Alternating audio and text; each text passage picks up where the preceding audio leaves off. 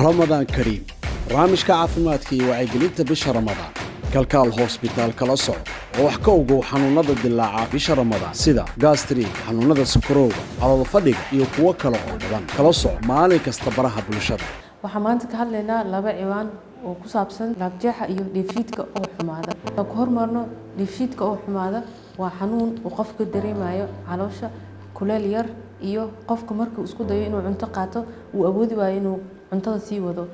isla markiiba qofka wuxuu dareemaa inuu aad u dhalgan yahay kadib cuntadii uu iska dhaafaa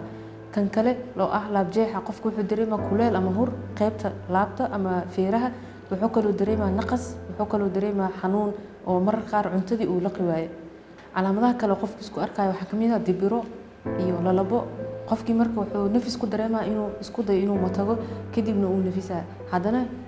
calaamadahan oo kale waxay noqon karaan kuwo maalin kasta qofka dareemo ama mar kasta isku dayo inuu cunto qaato uu dareemayo dibirada xanuunka iyo dhammaan intaas ama mararka qaar qofka inuu marmar uu dareemo goormay u baahan tahay inaad dhakhtarkaaga la xiriirtid waxa u baahan tahay markii aad dareentid inuu kugu dhacayo miisaan yari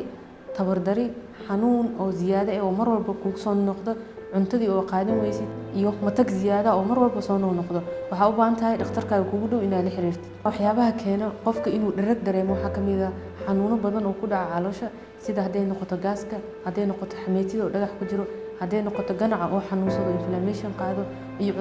cuduro badan waxa kale oo keeni kara qofka inuu isticmaalo waxyaabaha muqaadaraadka oo kale waxay keenaan xanuunka noocaas waxa kale oo kamid ah cuntooyinka qaar kuwa saliida leh wasbaaska leh waxyaabaha xawaajiyada ay ka kooban yihiin dhamaantood waxay keenayaan qofka inuu dareemo xanuun dhinaca caloosha ah mararka qaarna waxay keenaan laabjeex waxyaabaha kale waxaa kamid ah kafeeyinka kafeega oo kale chocolate oo kale waxyaabaha ay ku jiraan dhamaan qofka waxay ku kicinayaan xanuunka noocaas ah jeexa iyo dheefshiid xumida daaweynteedu waa wax aad u fudud waxaa iska ilaalinaya waxyaabihii keenay sida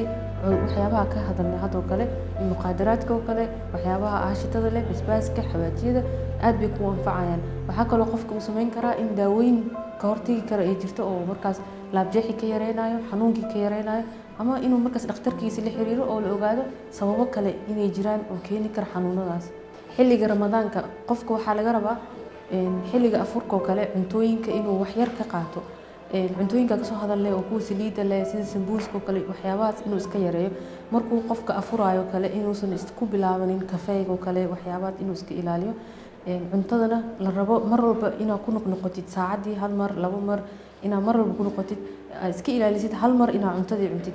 suxuurtaasna sidoo kale waaye cuntooyinka marka waxaa fiican cuntooyin aan dufan badan lahayn saliid badan lahayn xawaaji lahayn si qofka markaas uu nafis u dareemo xilligii maalintiina uu xanuun iyo waxba dhibaato u arkin waa in xilliga cuntada aad kala fogeysid wax yar yarna aad ka qaadid